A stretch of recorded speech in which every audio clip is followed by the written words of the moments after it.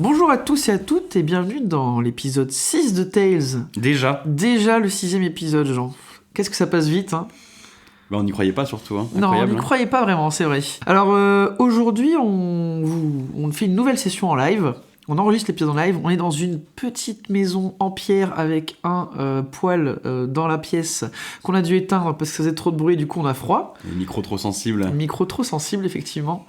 Et dans un petit village perdu dans le Lot. Si vous ne savez pas ce qu'est le Lot, c'est normal. C'est perdu en France. Voilà. Martel, on peut le citer quand même. On est à Martel, voilà. Alors, qu'est-ce qu'on a pledge ce mois-ci? Ou, comme on l'aime l'appeler, comment mal dépenser son argent? T'as des choses, toi? Non, moi je suis resté très très sage, Mhm. et depuis la dernière fois, je n'ai rien acheté. C'est vrai. Ouais, ça fait ça se calme en ce moment, je trouve, les Ah oui. pledges. Bon, oui, si tu veux. Moi j'ai reçu Alien Colonial Marines, qui, Oui. est vraiment cool. Bon après Oui. c'est pas vraiment un pledge, c'est une précommande. Oui, bien sûr, ouais. Ok. On connaît la différence. Et j'ai acheté un jeu de société, ça rentre presque dans le podcast, puisque c'est un jeu de société qui essaye de coller à un livre dont vous êtes le héros, qui s'appelle Escape the Dark Castle. Ouais. Donc un petit côté un gros côté narratif. Oui, parce que j'ai vu qu'il y a la Big Box qui est sortie, donc Mhm. tu t'es pris l'intégrale, et tu joues beaucoup. Et c'est un jeu plus. sympa, ouais, c'est un très bon jeu. Ouais. Alors, si, il y a quelque chose qu'on a pledge, c'est pas un jeu de rôle. Bon, C'est presque. pas, c'est presque, c'est pas un jeu de société, c'est le jeu vidéo Aria qui est en ce moment sur Ulule. Quand l'épisode sortira, le financement participatif sera déjà terminé, donc Oui. vous Oui. dire allez-y, ça ne sert pas à grand chose. Mais on espère que vous avez pledge. Ouais. C'est franchement je trouve ça vraiment super pour le monde du jeu de rôle, quoi. Hein. Mais c'est une grosse curiosité surtout. Moi je me demande, Bah ouais. manette en main, à quoi ça va ressembler. La promesse est un peu. Et belle. Et La promesse belle, est ouais. belle. C'est Voilà. intéressant. Et je trouve que en plus l'univers graphique est top. Je trouve qu'ils ont, c'est vraiment super. Donc j'espère que ça va bien marcher. Bon, assez tourné autour du pot. Aujourd'hui, on parle de quel jeu, Jean? On parle d'un jeu qui vient de naître, hein, on peut dire ça comme ça. Oui, c'est ça. Ouais. Et que ça fait qui est attendu depuis de nombreuses années, je pense. Oui, hein. bah, en fait, qui était déjà joué sans être joué. Oui. Il y avait déjà plein d'autres jeux qui essayaient de s'approcher de l'univers pour jouer comme dans, C'est ça. notamment Dominion. Mais aujourd'hui, on parle de Dune. Et oui, Dune. Dune, le jeu de rôle qui est sorti très récemment. Est-ce qu'on peut peut-être donner quelques anecdotes autour Ouais, de bah, nos tu peux parties? nous raconter une de tes aventures dans Dune? Oui. Alors, nos aventures dans Dune. Donc, dans les parties qu'on a jouées, moi je jouais Anna, qui est une Bene Gesserit, une adepte du Bene Gesserit, Oui, plutôt, et donc on débarque sur Arrakis, on se retrouve dans une station d'extraction de l'épice, en arrivant au niveau de la station, on parle avec un peu le contrôleur, enfin le gérant de l'extraction, et il fait un peu le malin. Il se permet un peu des choses et moi ça me va pas. Tu trouves qu'il a été coquille? Ouais, moi je trouve que ça allait pas du tout la façon dont il m'a parlé. Et donc je décide de le menacer avec un couteau. Voilà, au niveau de la carotide et je le menace. Et c'est à ce moment-là que je me rends compte autour de moi que le sable se met à trembler, bien sûr. Et bon, vous pouvez deviner ce qui s'est passé ensuite. Hein. Quelque chose d'énorme est arrivé par-dessous, on n'était pas bien. Et il a fallu s'enfuir sur un plateau rocheux pour s'en sortir. On arrive in extremis à s'en sortir en bafouant toutes les règles, en essayant absolument de monter sur le plateau. On monte sur le plateau et là on se retrouve nez à nez avec un groupe de Fremen qu'on essayait de contacter, donc plutôt content. Et là, je me rends compte que la personne que j'ai menacée avec le couteau, c'est leur meilleur pote en fait. Et à partir de là, les choses ont commencé à se gâter. Et les choses se sont arrêtées là en fait en plus. Oui, ça a commencé à se terminer exactement à ce niveau-là, et la session où on a repris, c'était pas bien le début. J'ai eu du mal. T'as dû justifier un petit peu tes actions. Oui, j'ai dû dire que j'avais des myoclonies d'endormissement, Ouais, bien sûr. j'avais une épilepsie incontrôlée. Très bonne justification. Ouais, excellente. Du coup, Antoine était joueur sur cette partie, moi j'étais le MJ, et moi ce que j'ai beaucoup apprécié dans cette partie-là, ça a été de faire apparaître le verre, juste avant que le verre arrive, et un petit peu après que Anna est agressé ce brave contrebandier. En fait, ils se sont fait attaquer par des Harkonnen. Et en fait, c'est le combat et l'explosion des combats qui a amené le verre. Et du coup, il y a eu beaucoup de signes précurseurs à l'apparition du verre, qui étaient initialement très subtils et qui ont monté de plus en plus, que les joueurs dans le combat n'ont pas vu tout de suite, et que Anna, parce que c'était celle qui avait le plus de contrôle sur elle-même, vu que c'était une adepte du Bene Gesserit, a commencé à percevoir, et les joueurs se sont progressivement rendu compte en fait dans le combat que il fallait arrêter de se battre parce qu'en fait il y a bien plus gros et bien plus dangereux qui étaient en train d'arriver. Et il y a eu une espèce de lente montée comme ça où les joueurs ont essayé de fuir une zone qu'ils n'arrivaient pas vraiment à définir, où le ver allait tout avaler. Ouais. Et moi j'ai trouvé cette séquence assez agréable à masteriser en tout cas. Ouais, Je vais pas trop en dire Ça pour m'étonne pas pas de toi. trop spoiler des futurs joueurs. Dune, Aventure dans l'Imperium. C'est le nom du jeu ça. C'est le nom du jeu. Donc, il a été édité par qui ce jeu ? Alors il a été édité en anglais. En VO, du coup. En anglais, du coup, par Modifuse Entertainment, qui est fondé à Londres, qui est situé à Londres depuis 2012. Et fun fact, leur premier jeu, c'était Ark-Num Cthulhu. Non, c'est vrai ? Ouais, c'est vrai. Ouais. Ah, mais oui, ça me disait quelque chose cette maison d'édition. D'accord, c'est voilà, pour ça. C'est pour ça. Okay. Je savais que c'est une info qui me ferait tirait, qui te ferait plaisir. Et en VF, du coup, la maison d'édition, c'est Arcane Asylum Publishing. Voilà. Donc encore, toujours, il frappe, toujours. Très dur en plus. Donc ils ont fait une précommande le 16 juin 2021 et la livraison s'est faite aux alentours de septembre 2021. Et la mise en rayon à peu près même époque, fin septembre, début octobre. Donc ce jeu-là, il a été porté par une équipe entière. C'est pas juste un auteur. Oui, c'est un gros jeu. C'est un gros jeu, ouais. On sent qu'il y a du monde derrière. On sent qu'il y a des ambitions.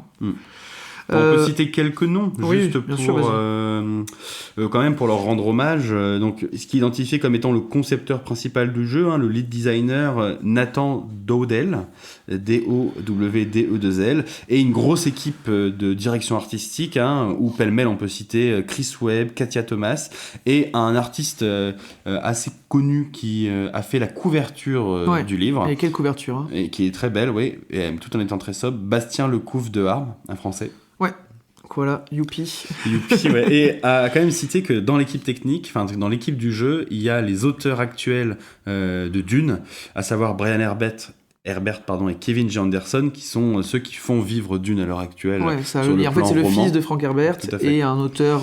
Et ils étaient là pour tout ce qui va être cohérence de l'univers, appuyer l'équipe. Et donc leur implication était apparemment assez importante. Et c'est une des forces, on en reparlera, du jeu. Effectivement. Donc Dune, qu'est-ce que c'est ? Dune, c'est un livre à la base écrit par Frank Herbert, un Américain, en 1965. Il faut savoir que donc Dune, le premier roman, c'est le premier roman du cycle de Dune, qui est un cycle de romans qui fait une grande saga de science-fiction. Le premier roman, donc Dune, c'est le roman de science-fiction le plus vendu au monde de tous les temps. On parle de plus de 12 millions de copies, ce qui est énorme. Juste pour faire un petit historique par rapport au cycle de Dune, le premier est sorti en 65, la suite, donc le Messie de Dune en 69, les Enfants de Dune en 76, l'Empereur Dieu de Dune en 81, les Hérétiques de Dune en 84 et la Maison des Mers en 85. La Maison des Mers, c'est pas le dernier tome du cycle de Dune parce que malheureusement, en 86, Frank Herbert il décède, laissant derrière lui son œuvre inachevée. En sachant que la Maison des Mers, ça se termine par un immense cliffhanger. Donc autant te dire que la communauté de fans, ils ont pas été bien pendant des années.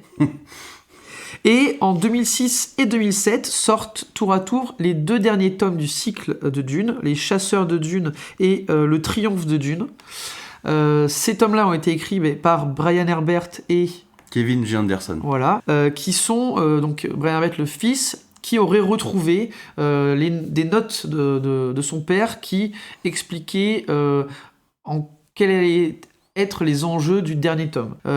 Donc c'était pas des bouquins déjà finis, c'était juste des instructions ou des idées, des notes, et donc ça a été d'écriture. complètement réécrit. Donc bon, après on parlera pas des critiques, il y a eu des gens qui étaient contents de voir la fin du cycle, des gens qui ont été outrés par le style d'écriture en disant que ça ne valait pas l'original. Bon, ça nous on n'a pas vraiment d'avis. Après voilà, on en reparlait pendant la préparation, mais il y avait la même chose avec Tolkien, même si jamais ils éditent des bouts de réécriture plus écrits, mais on sent que ils ont quand même un effort de réorganisation sur ces bouquins-là, des fois de liaison pour essayer de tenir un tout cohérent. Et les bouquins qui sortent maintenant ont quand même des critiques autour de la forme. Il y a quand même une communauté aussi, je pense, moins dure que pour Dune, qui critique ces bouquins-là. Bon, ensuite, dans les œuvres rattachées à l'univers de Dune, les choses dont on parle le plus, c'est les films. Ouais. Donc, du coup... Alors, il y a des films, des jeux vidéo aussi, hein, on peut le citer. Il y a un jeu vidéo qui est sorti en même temps que le film de Lynch, qui était incroyable, auquel moi j'ai un tout petit peu joué. Je sais pas si tu y as joué, Non, Antoine. j'ai pas joué, moi. Qui est absolument fou et qui reprend tous les décors du film de Lynch. D'accord. Et bref, là c'est pas le sujet. Il y a eu globalement 3 épopées filmiques, on va dire ça comme ça, autour de Dune. Ouais, il y a eu 3 tentatives. Il y en a un à part, dont Ouais. on a déjà parlé sur le podcast sur Alien, dans les années 70, par Jodorowsky, qui a essayé de développer un Dune assez mystique, qui n'a pas abouti, trop cher, trop ambitieux, et dont un super documentaire a été fait sur ce non-film, qui s'appelle Dune Jodorowsky, qui est vraiment à voir. Voilà, si vous l'avez pas vu, on l'a déjà conseillé, mais allez-y, foncez, c'est super. Dans les Dunes qui existent en film, donc vous pouvez voir le film Dune, et il y en a 2. Il y a le Dune de David Lynch de 1984 avec Sting en slip bleu argenté, juste pour ça vaut le coup, j'ai envie de dire. Il faut le voir. Et Roux, voilà. Donc en fait, pour la DA, puis même le film est culte par plein d'aspects. Ça reste un très bon film. Donc foncez, allez-y. Qui couvre du coup tout le premier tome de Dune. C'est ça. Et un second film qui est sorti en 2021. 2021. Denis Villeneuve. Denis Villeneuve, moi j'aime beaucoup Denis Villeneuve. Qui couvre toute la moitié du premier roman et qui ça. Pareil est un putain de bon film quoi. Voilà, c'est ça exactement. Et donc la suite va se mettre à tourner, je crois que ça a été validé. Ouais. Ils l'ont annoncé. parlent même de peut-être un 3e épisode qui ferait le tome 2, donc le Messie de Dune. Donc ça serait juste dingue. Donc voilà, 84, le film de Lynch. 2013, Jodorowsky's Dune, le reportage, le documentaire. Et 2021, le Dune de Denis Villeneuve. Voilà, qui est toujours du coup avec des films qui sont à... Donc si vous voulez jouer au jeu de rôle, il faut que vous ayez vu au moins les 2 films. Il faut que vous ayez une connaissance au moins même vague du monde de Dune, avec aussi, ce qui s'articule autour de Dune. On va en reparler un petit peu, mais il y a effectivement des prérequis à avoir pour jouer à ça. Alors justement, le jeu de rôle. Oui, parlons du jeu de rôle. Qui en joue dans ce jeu de rôle? Tu veux peut-être nous le dire? On joue un peu qui on veut. C'est-à-dire que l'univers de Dune, c'est que des personnages humanoïdes. Et on peut jouer à peu près qui on veut. On peut jouer des gens du Bene Gesserit, on peut jouer un mendiant, on peut jouer le chef d'une maison d'une très grande importance, on peut jouer le maître espion d'une petite maison. On peut jouer à peu près tout ce qui est possible de jouer, à part le ver des sables dans Dune. C'est vrai qu'on ne peut pas le jouer. Mais en même temps, bon. Peut-être dans un add-on futur. Oui, ou pas. Ou pas. Mais alors, donc ça c'est qui on peut jouer, mais quel type de scénario, qu'est-ce qui est envisagé ? Dans Dune, ce qui est proposé, c'est des scénarios d'enquête, d'aventure et d'intrigue, qu'elles soient politiques, géopolitiques, un sens très local ou au contraire très très très large. La promesse du jeu, elle est là-dedans. La promesse du jeu est là-dedans. Mais il y a quand même, il peut y avoir beaucoup de choses, notamment dans le désert, qui peuvent être faits un petit peu à côté, mais c'est ça l'ambiance du jeu. Enquête, aventure, politique. Ouais. Donc, ensuite, on a le système de résolution dont on va vous parler, qui est un système qui s'appelle 2D20. Oui, qui est un système donc, assez élégant, on peut le dire, et qui a l'avantage de mettre un petit peu le roleplay devant. On va vous expliquer ça. Sur votre fiche personnage, vous allez avoir 2 types de caractéristiques qui sont fondamentales pour jouer. Ce sont les principes et les compétences. Les principes vont représenter des traits de la personnalité de votre personnage. Il y en a 5, le devoir, la domination, la foi, la justice et la vérité, qui regroupent des éléments très généraux. Et ces principes vont avoir une valeur qui va de 4 à 8. Et plus cette valeur est importante, plus cette caractéristique est importante pour votre personnage. En fonction des valeurs, on peut dire que ça définit la cartographie un peu du caractère de ton personnage. Ouais, complètement. Donc ça, c'est une chose importante à dire, c'est que 4, c'est le minimum, comme tu l'as dit. Et donc, quand, dans une valeur, vous avez 4, c'est pas ça aurait pu être pire, j'aurais pu avoir 1. Non, c'est vous en avez rien à faire de ce principe-là. Oui, donc moi, par exemple, ma Bene Gesserit, elle avait 4 en vérité, et au début, je l'ai joué un petit peu en mode genre, c'est pas très important, mais en fait, c'est pas que c'est pas important, c'est que la vérité, ce n'est pas mon problème, je m'en fiche. Et avec les valeurs du coup les plus importantes, votre personnage va avoir des maximes, c'est-à-dire une phrase qui aide à définir encore mieux ce principe pour elle. Si par exemple vous êtes une Bene Gesserit et que vous avez un niveau élevé en devoir, la phrase ça pourrait être « je dois toute ma fidélité à l'ordre », des choses comme ça, qui vous permet de mieux comprendre quelle est la psychologie de votre personnage sur ces grands principes moraux. La deuxième partie sont les compétences. Ouais. Là, on a quelque chose de beaucoup plus classique. Vous allez avoir 5 compétences qui parlent d'elles-mêmes. Analyse, combat, discipline, mobilité, rhétorique. Vous allez avoir des points là-dedans. Et du coup, vous allez être plus ou moins fort dans ces caractéristiques-là. Alors, comment on se sert de ces compétences pour jouer ? L'objectif, c'est de jeter... Le système s'appelle 2D20, il est bien nommé. On jette 2D20. Donc, par exemple, prenons un exemple concret. Je suis Anna, une Bene Gesserit qui est dans le désert. Les vibrations, le Shai Hulud arrive. Il faut que je rejoigne la plateforme. Comment ça se passe ? Tu dois fuir. Je fuis. Donc tu dois faire un test de mobilité parce que tu te déplaces et c'est le déplacement qui est en jeu. Donc toi, tu m'imposes le test de mobilité. Moi, je te dis, tu dois me faire un test de mobilité. Et alors, on est d'accord qu'après, c'est à moi de choisir quel principe je vais utiliser Tout à fait. pour ajouter à ce test de mobilité. On va dire que tu as 7 en mobilité.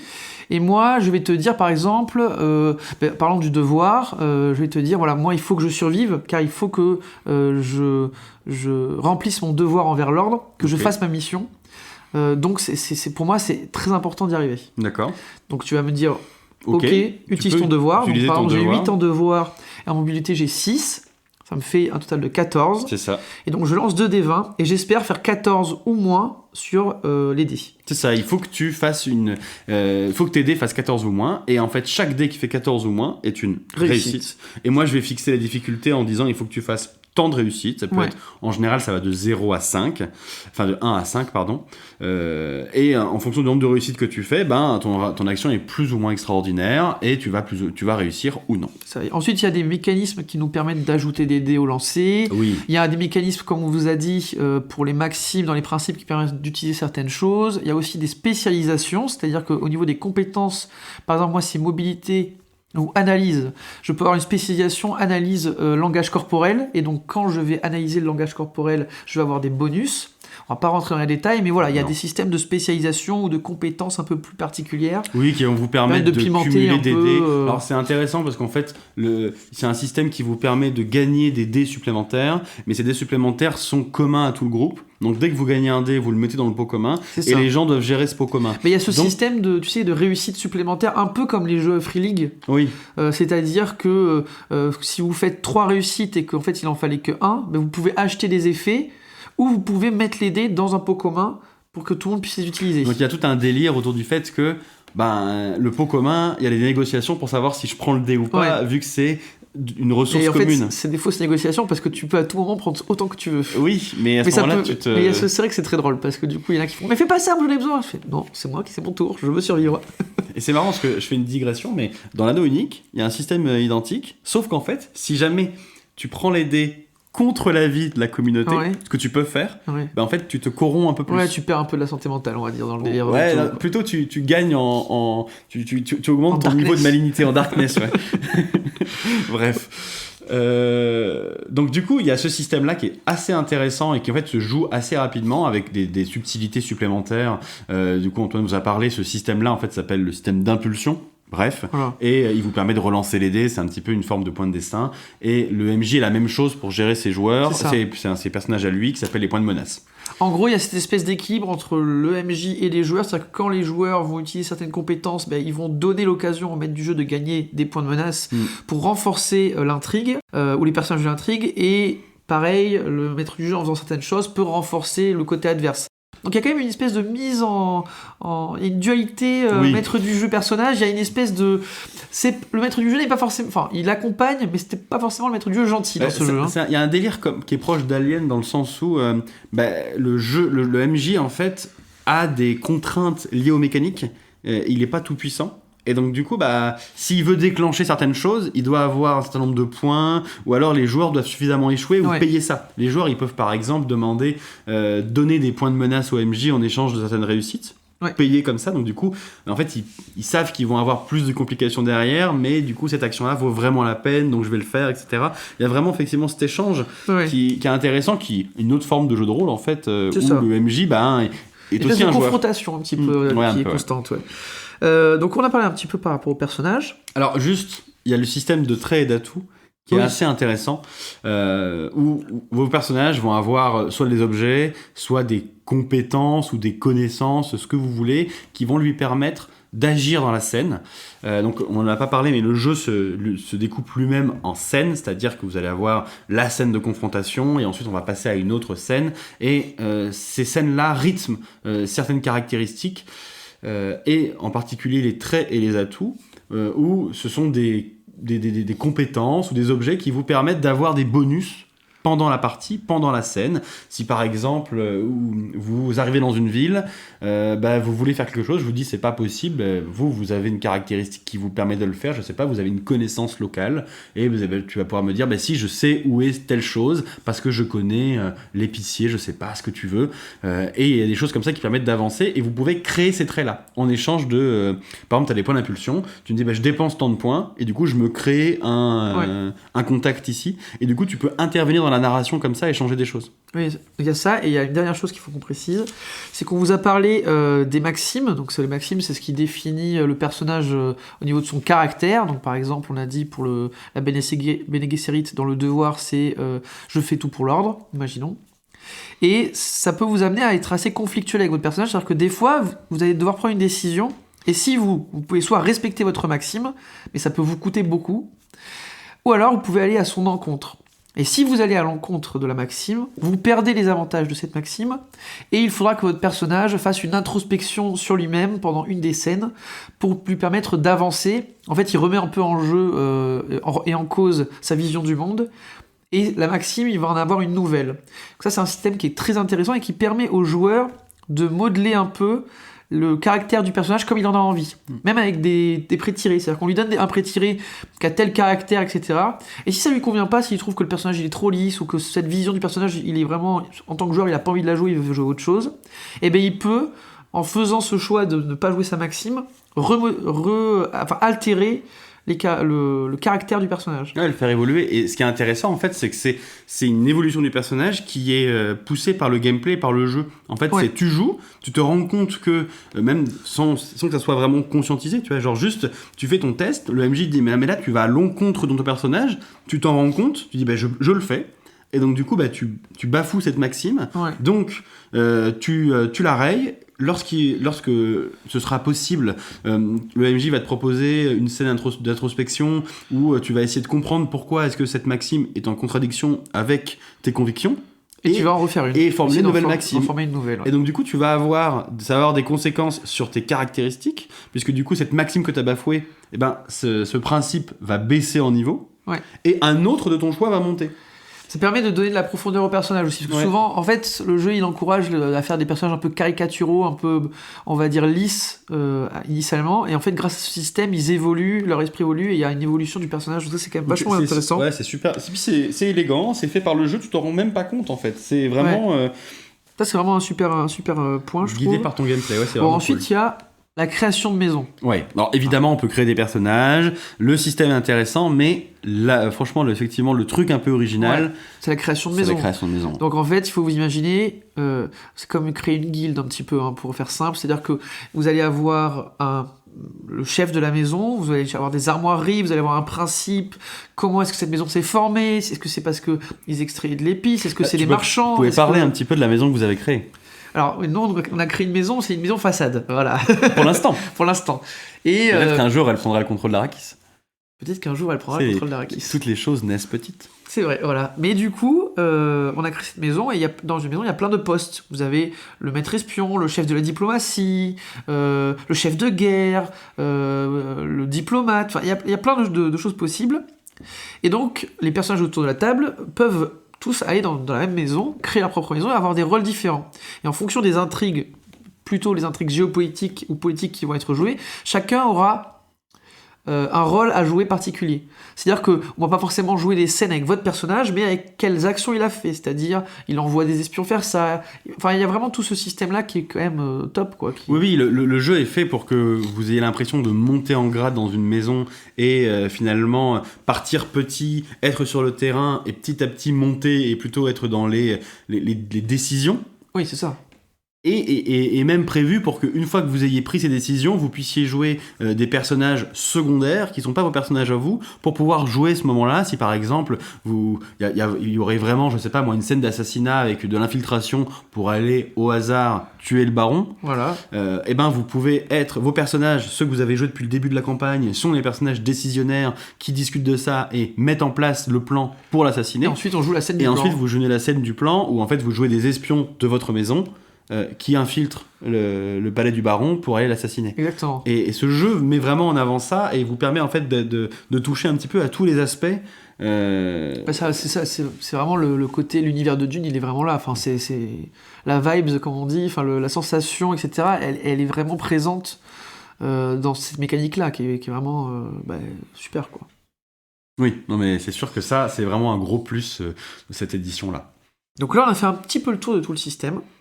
Alors, il y a d'autres choses, hein, Oui, évidemment. mais on vous a présenté en gros les choses. L'objectif, c'est que vous compreniez quel est le système de base. Si vous voulez jouer au jeu, achetez le bouquin et lisez les règles. Mais globalement, c'est comme ça que ça s'articule. Exactement. Il y a beaucoup d'autres subtilités, mais comme dans tous les jeux. Oui, voilà, c'est ça. Donc bon, à qui ça s'adresse ? Donc on va vous dire à qui ça s'adresse du niveau des joueurs et à qui ça s'adresse par rapport au maître du jeu. Donc c'est plutôt moi qui vais vous parler pour les joueurs. Donc à qui ça s'adresse ? Déjà, ça s'adresse à des fans de Dune. Voilà, il faut être clair tout de suite. Ça ne s'adresse pas à des gens qui ne sont pas du tout initiés à l'univers de Dune. D'ailleurs, tu dis ça, et je me rends compte que, tu vois, c'est tellement évident pour nous que ça s'adresse à des fans de Dune qu'on n'a pas présenté dans le podcast l'univers de Dune. Non, je veux dire, parce que si on devait le présenter, ce serait un podcast de 3 heures. En quelques mots, on aurait pu présenter l'univers de Dune, et ça nous semble pas nécessaire. Non. Mais tu vois, c'est rigolo, ça je viens de me rendre compte là, à l'instant, que en fait, on n'a pas présenté Dune alors qu'on le fait pour les autres. Oui, non, mais c'est sûr. Parce qu'en fait, effectivement, on se dit que les gens qui vont s'intéresser, les gens qui vont s'intéresser à ce jeu, ne serait-ce que cliquer sur ce podcast, c'est des gens qui savent déjà de quoi on parle. Oui. Et on n'a pas besoin de présenter l'univers. Oui, mais c'est un parti pris, voilà, c'est comme ça. Non, mais... Donc, ça s'adresse aux fans de Dune. C'est méta. C'est méta. Aux fans de science-fiction. Si vous connaissez pas Dune, mais que vous êtes fan de science-fiction, bon, si vous vous renseignez un peu sur le lore, je pense que ça peut être fait pour vous. Pour moi, ça s'adresse à des joueurs qui ont déjà joué à du jeu de rôle. C'est pas un jeu fait pour de l'initiation, c'est pas un jeu pour débutants. Pourquoi est-ce que je vous dis ça ?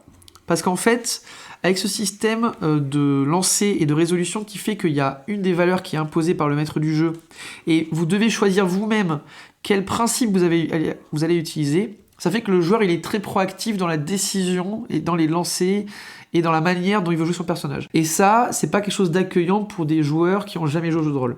Non, puis même tu rajoutes à ça les traits qui nécessitent énormément d'être proactifs pour les joueurs parce qu'ils doivent eux-mêmes décider de potentiellement créer un trait pour agir sur la scène. Donc ça demande vraiment, en fait, ça demande des joueurs effectivement qui se bougent et avancent avant le MJ. Voilà, c'est pas un jeu qui vous prend par la main. Alors c'est pas un jeu extrêmement complexe, hein, c'est pas ça.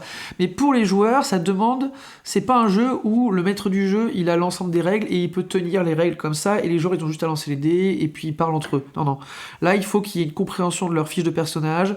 Il faut qu'ils soient proactifs dans l'utilisation, etc. Et pour moi, ça n'en fait pas un jeu très bon pour l'initiation. Ouais, je suis d'accord. Bon, maintenant, du côté du maître du jeu. Jean.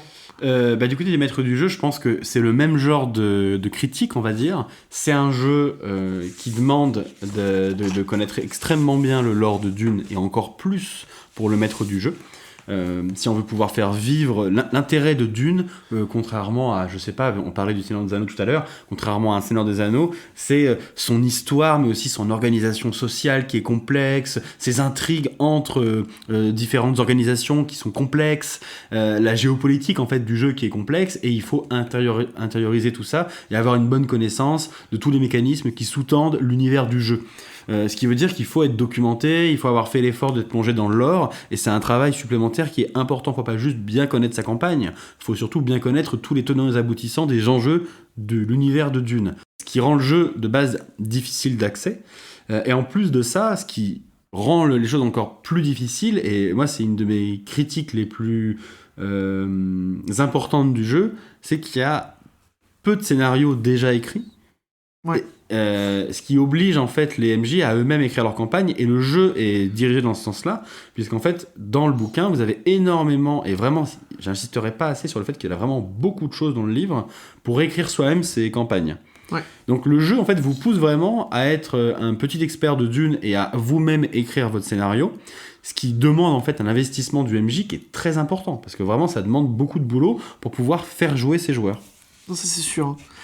Surtout si on veut les faire jouer dans un scénario avec de la politique, géopolitique, c'est des choses qui sont pas forcément simples à écrire en Ce plus. qui est, moi quand j'ai acheté le jeu, quand on en a parlé, c'était ça l'espérance de base. Oui. Dire, attends, on va jouer là-dedans, il va y avoir des trahisons autour de ça. Ah mais ça c'est sûr. Et le jeu, il te propose dans le livre de base un scénar sur aller voir De toute façon, tout ça, un minage d'épices une fois. Tout ça on va en reparler après. Oui, mais du coup ça c'était assez décevant. C'est sûr. Donc maintenant, petit point sur l'ambiance, la musique, des petits conseils. Écoute, tu me vois arriver, Oui. il y a 2 films Oui. qui travaillent une ambiance incroyable. Oui. Et ben, en fait, ça colle parfaitement. Oui. Alors, Et puis- dans des ambiances un petit peu différentes, le film de Lynch est très mystique. Et donc, du coup, a des musiques faites par Toto qui sont ultra mystiques et qui marcheront bien pour Tout ce les qui est parties dans le épices, désert un peu désert, perdu, etc. que vous allez apporter le côté un petit peu religieux de l'épice. Et le film de David Lynch qui vous permet aussi d'avoir vraiment des ambiances. Ah, la musique pour le incroyable, c'est désert. Hans Zimmer, Ouais. et c'est une musique d'ambiance, enfin c'est de l'ambiance. Vous mettez ça, tout le monde Là, on est est dans dedans. l'ambiance. Quoi. C'est vraiment, ça parle à tout le monde. Donc ça marche vraiment bien, mais surtout pour les parties sur Arrakis. En fait, le monde de Dune, c'est Arrakis pour la plupart des gens, mais en fait, il est plus vaste que ça, évidemment. Et on peut Il y jouer a dans du voyage l'espace, il y a du voyage, tout ça. etc. Ouais. Et pour les parties comme ça, moi perso, j'ai essayé de trouver des musiques qui collent un petit peu. Et il y a un groupe de musiciens indépendants qui s'appelle Cryo Chamber sur YouTube. Je vous les mettrai en description. Qui, je trouve, ont des musiques qui collent bien à ce côté dark SF un peu poisseux que peut avoir Dune, surtout dans l'espace. Donc moi, j'utilise ça. Après, la plupart des scènes qu'on a jouées se passaient sur Arrakis. Oui, bien sûr. Donc j'ai surtout utilisé la BO des films. Ouais. Bon alors, notre avis sur le jeu. Vous avez commencé à le sentir. On a un avis un petit peu polarisé dessus sur certains points. Oui, Mais c'est pas tout beau tout rose, mais il est c'est globalement pas. positif. Il est globalement positif. On a un avis qui est globalement positif. On a aimé le jeu. C'est un super jeu. Donc on va commencer par les points positifs. Donc les points positifs, déjà il y a l'univers et puis il y a l'ambiance. Bah, l'univers est fou. Ah, quand t'es autour de la table, c'est incroyable quoi. T'es dedans, tout est fait pour que ça se passe bien. Ça c'est vraiment super. Le système de jeu, vous l'avez compris, on le trouve plutôt élégant. Il y a des très bonnes trouvailles. Et il est pas si complexe que ça. Il est simple, pas simpliste. Vraiment super. Oui, puis ce côté vraiment l'évolution de ton personnage qui est drivé par C'est ça. le gameplay. C'est La super. création de perso et la création de maison, c'est vraiment super. Et le bouquin est juste magnifique. En Oui, fait. on n'en parlera pas assez, mais en fait, c'est un artbook le bouquin. Ah oui, non, mais C'est une bible sur l'univers de Dune. Il y a des gens qui ne jouent pas du tout au jeu de rôle, mais qui sont fans de Dune, qui ont acheté le bouquin. Bah bien sûr, parce Ah qu'en oui, fait, non, mais c'est c'est- une source d'infos incroyable. Il y a énormément de choses dedans que tu as du mal à trouver ailleurs. C'est officialisé par le fait que les auteurs actuels de Dune ont bossé dessus et ont aidé à la cohérence de l'univers. Oui, donc donc ça c'est s'insère dans complètement l'univers. Ouais. dans l'univers de Dune. C'est un guide dessus. Les dessins, enfin les artworks, pardon, à l'intérieur du bouquin, Ouais. ils sont beaux et t'as des doubles pages entières. Enfin, si jamais t'es fan de Dune, le bouquin il est fait pour toi, même si tu Non, veux pas. c'est sûr. Et maintenant, bon, on va arriver Et au... Oui, l'autre point deux. positif, c'est qu'il y a une énorme aide. C'est à la fois un point négatif et un point positif. C'est que vu que c'est un bouquin, enfin un jeu de rôle qui t'incite à énormément faire tes campagnes, il te laisse pas de côté. Et énormément d'aides sont mis dans le bouquin pour t'aider à faire tes scénars. Et ça, c'est important parce que moi, j'en ai chié à faire mes scénarios parce que je suis pas très bon pour ça. Et le bouquin m'a pas laissé de côté, quoi. Ah, Il m'a c'est- vraiment beaucoup aidé à Tu t'es faire ça. senti épaulé, quoi. Je me suis senti épaulé et je pense que c'est un point important parce que c'est un choix qu'ils ont fait. Ouais. C'était un choix audacieux, enfin, je trouve, moi, perso. Oui. En 2021, Un mauvais choix, on peut dire aussi. sortir un jeu de rôle où il n'y a pas beaucoup de scénarios, surtout un jeu de rôle avec des intentions politiques comme ça, et ne pas mettre de scénar dans ce sens-là, c'est culotté. Ouais, c'est Mais dommage. en tout cas, c'est dommage. Mais j'essaie d'être Oui, positif. vous voyez la double lecture ou pas? J'essaie d'être positif. On est encore dans la zone positive. Mais du coup, il t'aide énormément à faire ça, et ça, c'est cool. Ouais, bon, alors on arrive aux éléments négatifs. Bon, du coup, le premier, vous le voyez arriver. Alors, avant de donner le premier, je dirais déjà, comme les points positifs, dans les points négatifs, il y a l'univers. Oui. Pourquoi? Parce que c'est un jeu à licence, et qu'en fait, ça fait que l'univers est assez hermétique pour les gens qui connaissent pas. C'est pas quelque chose où on peut faire jouer n'importe qui, ils connaissent pas, tant pis, ils vont comprendre rapidement. Non, non, non. Là, s'ils connaissent pas, ils vont rien comprendre. C'est pas facile de rentrer dedans. C'est comme les bouquins en fait. Hein. C'est assez hermétique. Ouais, et puis en plus, il faut vouloir y jouer. L'univers, il faut vouloir jouer dans Dune. Il est nécessaire à la compréhension du jeu. Tu vois. Oui, le lore, il n'est pas dispensable. On va continuer avec le même parallèle. On parlait de One Ring, enfin de l'anneau unique, donc l'univers de Tolkien. On en parle parce qu'on est en train de le préparer en ce moment pour pouvoir le jouer un jour peut-être. C'est un univers culte avec beaucoup de références, beaucoup de lore. Mais en fait, pour jouer dedans, les joueurs n'ont pas besoin d'être pointus sur le lore. Non. Et même pas du tout. Non. D'avoir des notions de ce qu'est un nain, de ce qu'est un elfe et tout. Et puis c'est tout. Là, il y a vraiment une barrière de si tu ne connais pas le lore, mais en fait, t'es paumé, tu ne peux pas jouer, tu peux pas comprendre les. Non, alors il faut déjà que le maître du jeu soit très bon au niveau du lore, mais il faut que tous les joueurs aient un minimum de compréhension, et un minimum, ça veut dire quand même beaucoup. Donc ça, déjà, ça c'est. On l'a dit. Alors maintenant, le point négatif principal. Bah oui, c'est qu'il n'y a pas de scénario à la hauteur des promesses du jeu. Bah on non, te vend un jeu qui va. À l'heure actuelle, on précise à l'heure actuelle, il n'y a pas de scénario que vous pouvez trouver dans le commerce en français à la hauteur des promesses du jeu. Non. Il n'y en a pas. En VF en tout cas. C'est quoi là, en VF à l'heure actuelle, c'est pas possible. C'est-à-dire que vous avez des scénarios qui sont vous allez dans tel temple chercher machin. Ils sont honnêtes. Oui, non, c'est pas qu'il y a des mauvais scénarios. C'est des scénarios qui sont un peu action-aventure, un tout petit peu enquête, mais finalement qui restent à la surface de ce que tu pourrais imaginer quand tu imagines Dune, et qui ne partent pas du tout dans les profondeurs géopolitiques du jeu, qui sont ce que t'attends quand t'achètes Dune. Et on va vous en parler après, mais ça va probablement changer. Ouais. Donc ça, on va dire, du coup, c'est un point négatif qui est en attente d'être réglé. Mais c'est une grosse déception que dès le début, il n'y ait pas quelque chose là-dessus. Et alors, pour nous, clairement, là, les gens qui vont répondre ou qui répondront « Non, mais c'est un jeu fait pour écrire des scénarios, il faut écrire des scénarios, il n'y a pas d'autre solution », eh ben, on n'est pas du même avis, pour être gentil, on va dire. Hein, voilà. Oui, non, clairement. C'est-à-dire que moi, je trouve qu'aujourd'hui, en 2021, 2022 même, je suis encore dans l'année dernière, quoi. 2022, ne pas avoir de scénario disponible, et pour moi, c'est rédhibitoire. On peut pas jouer au jeu. Oui. Parce que déjà, créer un scénario, il faut avoir le talent pour le créer. Ouais. C'est pas à la portée de tout le monde. Il faut avoir le temps pour le faire. Et je suis désolé, mais déjà que le jeu de rôle, c'est une activité extrêmement chronophage. Donc déjà, juste de préparer un scénario, de réunir la table avec les joueurs, en 2022, c'est compliqué pour tout le monde. Pour moi, créer un scénario, pour des gens qui sont pas expérimentés dans la création de scénario, c'est pas possible. En fait, c'est que c'est limitant. Il y a des gens, on pourrait se dire que c'est adressé à des gens qui font ça, mais en fait, c'est que c'est pour les gens qui n'ont pas la capacité de créer des bons scénars, et moi je m'inclus dedans, ça veut dire que soit tu t'essaies de faire un truc plus ou moins médiocre pour pouvoir jouer, soit tu joues pas. C'est ça, moi c'est ce que je dis aux gens quand on parle de Cthulhu et qui me demandent ouais, du coup pour écrire les scénarios, mais en fait les gars, il y a 30 ans de jeux, de scénarios disponibles pour jouer. Si vous voulez, vous pouvez jouer une vie entière avec tout ce qui a été écrit. Donc tout ce que vous pouvez écrire ne sera pas à la hauteur de ce qui a été écrit. Il y a déjà quelqu'un qui a écrit la même chose que vous en mieux. Donc pourquoi s'embêter ? Ouais.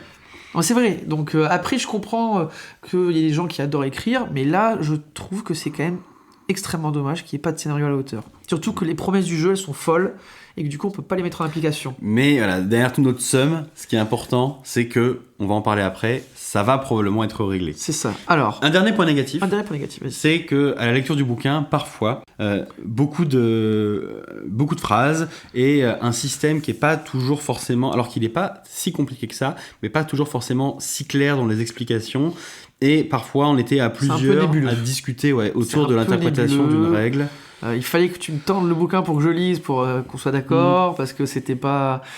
Non, il y a des explications qui sont nébuleuses, surtout que ça reprend plusieurs fois, et puis en final, à la fin, ils te font un tableau où ils t'expliquent « c'est comme ça », et en fait, t'as pas du tout compris ça en lisant. Ouais. En fait, ils ont un peu mis la priorité sur la beauté des phrases et des mots, plutôt que sur l'efficacité de vraiment qu'est-ce que ça veut dire. Parce que des fois, on lit et t'es là, mais je comprends pas. Il y a des portions qui sont super bien faites avec des exemples, mais il y a vraiment certains points de règle, je pense notamment à la détermination, qui parfois a des ambiguïtés, surtout entre les différents supports, entre le bouquin, des suppléments qui sont déjà disponibles, et t'es pas sûr de bien comprendre où est-ce qu'ils veulent en venir, et voilà, ça c'est pas extrêmement gênant, mais c'est présent. Voilà. Donc maintenant on va vous parler de la gamme. La gamme, elle est pas grande, hein, elle est pas immense. Pour l'instant. Donc en premier, on va vous parler de un truc qu'on adore, c'est les kits d'introduction gratuits. Ouais, Et oui, ça, il c'est faut quand faire même- ça. C'est énorme. Donc le signe du verre, ça s'appelle, c'est ça. Ouais, Hein. c'est dispo en téléchargement gratuit sur le site d'Arkane. Tu nous mettras le lien, s'il te D'accord. plaît, Jean. Je mettrai le lien en C'est description.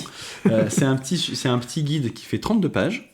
Ouais, D'accord. 32 pages, Et d'accord. dans ces 32 pages, vous avez une version, je dirais pas simplifiée, mais on va dire de base du système, Ouais. mais qui vous permet de jouer. Et nous, on a commencé à jouer avec ce système-là, donc avec vraiment juste le système tout épuré, et un premier scénario qui est basique, mais Efficace. et qui est efficace. Et qui des a- pré-tirés qui sont magnifiques. Et avec de ça, en plus, des joueurs, des persos pré-tirés, avec des artworks, enfin La vraiment. DA, de toute façon, est folle. Hein. Vous pouvez jouer à Dune gratuitement aujourd'hui si vous voulez. Vous cliquez sur le lien et vous jouez. Voilà, ça, donc c'est quand même super. C'est quand même super. Voilà. Ensuite, Le livre de base, le livre de base. 336 pages, Un beau pour être pavé. précis, Mm. 55 €. Alors 55 €, ça peut paraître cher, parce que c'est à la hauteur des livres de base les plus chers, type du Cthulhu, des choses comme ça, c'est vraiment un niveau cher, enfin c'est vraiment cher. Et il y a un scénario dedans, qui est un scénario simple, sans intrigue politique, mais en fait le bouquin est juste magnifique. Ouais. En termes d'artwork, c'est dingue. La maquette est trop belle. Donc le bouquin, il vaut son prix. Oui, non, en termes de tout en qualité, couleur. Enfin, c'est qualité d'édition. Enfin, la couverture, elle est à fou, tomber. quoi. Oui, non. le bouquin, il est magnifique. Il existe une version collector à 99 € qui n'a aucune différence avec la version classique, ne serait-ce que la couverture. Et c'est une couverture en simili-cuir magnifique avec des impressions en or là. Il y a 3 versions sur des maisons. Donc il y a les Harkonnen, Atreides et Corino, C'est ça. qui est la maison impériale, je crois. C'est ça. Et- Qui est la maison de l'empereur. Oui, la maison de l'empereur, pardon. L'empereur peut Enfin, changer. C'est ça, oui. On n'en est pas là encore. Hein. Nous, on est la petite maison, je te rappelle. Vous n'avez pas encore vraiment de bannière. C'est vrai. Si, on a une bannière. C'est vrai? Oui, on a, tu sais, le triangle. Ah oui, c'est vrai. Ouais. J'ai oublié. Non, pardon, on digresse. Et du coup, ces versions, elles existent encore dans le commerce. Alors, il me semble que la Atride, elle est elle est plus épuisée dure à sur le trouver, ouais. site Arcane. Elle doit être encore disponible sur Je quelques l'ai vu dans sites. certaines boutiques. Voilà. Donc ça, c'est pour les... En plus, ils ont imprimé beaucoup, hein, parce que ça a eu du succès. Hein. Ce jeu Oui, de rôle, oui, il a eu énormément de le jeu a eu succès. du succès. Il est sorti en même temps que le film, enfin, on va dire, ça a été pensé pour, et franchement, ça a eu un succès de fou.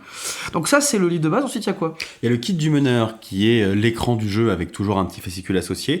L'écran de jeu, il est assez honnête, il sort pas du lot par rapport à d'autres écrans. Sur la phase joueur, vous allez avoir un plan de la zone principalement habitée d'Arrakis, donc ça. la ville avec le désert Couleur profond un sable, petit peu. vous Voilà. êtes dans l'ambiance, quoi. C'est ça, vous êtes dans l'ambiance, c'est pas un artwork, mais vu la diversité, je trouve, des situations de jeu, où vous allez avoir du politique, avec des situations plutôt mondaines ou diplomatiques, Ouais. un artwork qu'on aurait pu imaginer qui serait une scène avec des verres ou des choses comme ça, aura peut-être pas collé à toutes Ouais, et les puis il y a ce ambiances. côté un peu froid qui est bien dans l'univers Oui, du jeu. moi, je trouve ce que côté un peu sérieux c'est qui ça. est là. Donc moi je Et trouve que c'est un bon écran. Du côté MJ, vous avez quand même pas mal de tableaux qui sont assez utiles avec pour les règles où il y a quand même 2-3 trucs à savoir, c'est que le système est quand même un tout petit peu subtil, donc il est honnête. Ça vaut 30 €, c'est ça? Ça vaut 30 €, et avec ça vous avez un fascicule, donc pas de fiche personnage imprimé, Dommage.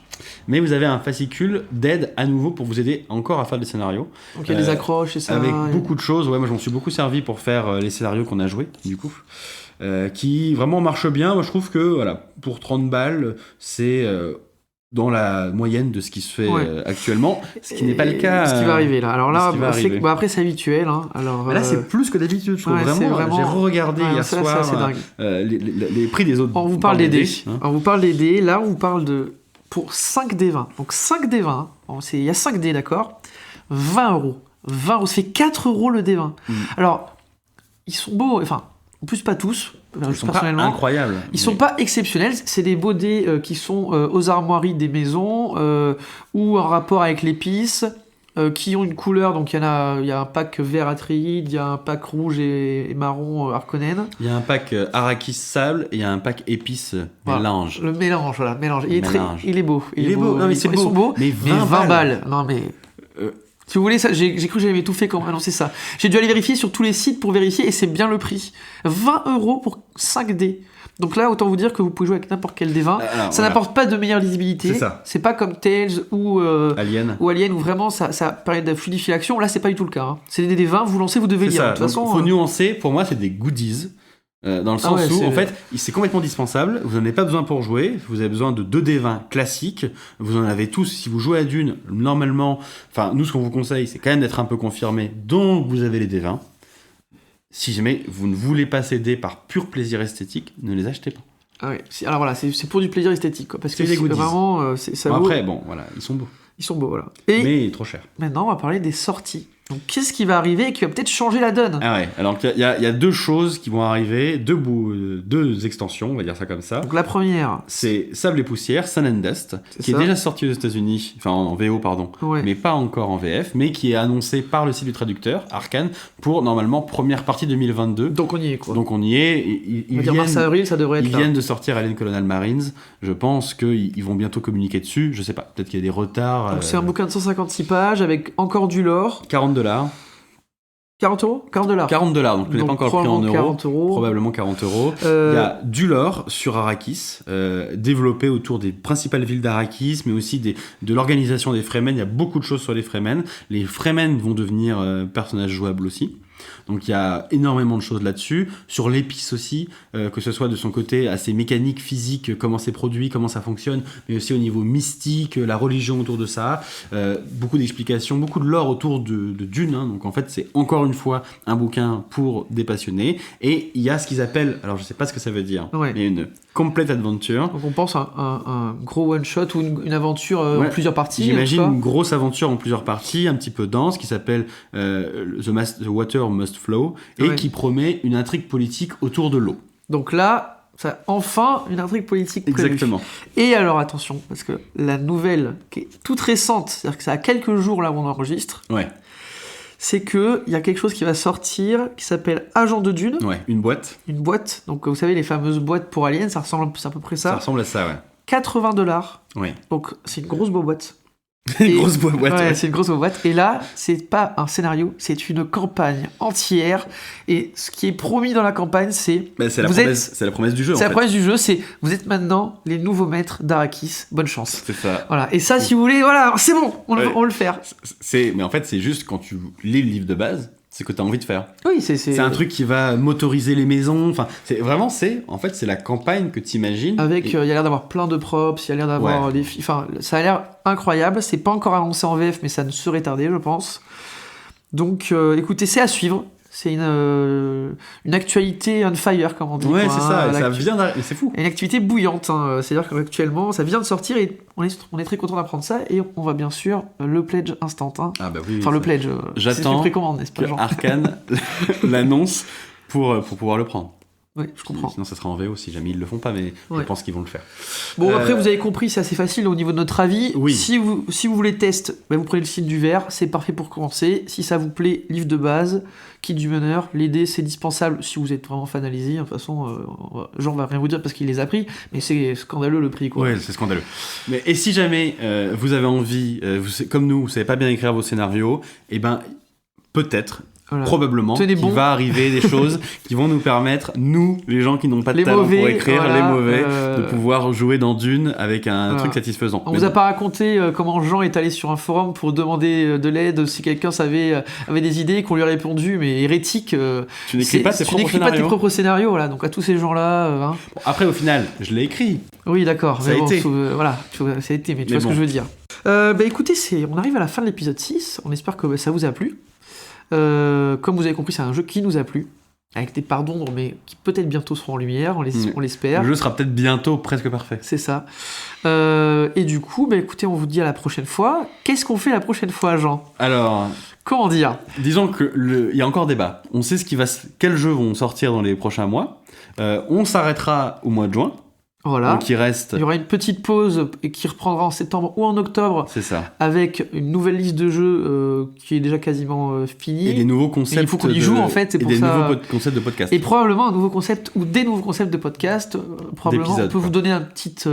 Ça serait probablement de l'aide à la masterisation sur des Ouais. scénarios sortis. On se dit, tiens, par exemple, moi, quand je cherche des choses pour préparer mes scénarios de Cthulhu, ben, je regrette toujours qu'en fait, il n'y ait pas de vidéos ou de gens qui parlent du scénario pour les aider à décrypter, etc., donner leur avis, ce qu'ils ont fait, etc.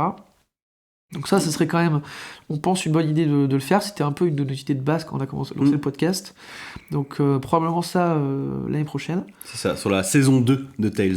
La saison 2 déjà, quoi. Incroyable. Déjà, ouais. Et donc pour savoir ce qu'on fera la prochaine fois, bah écoutez, ça sera soit du médiéval fantastique qui sont bons les années 80, soit du Sword and Sorcery.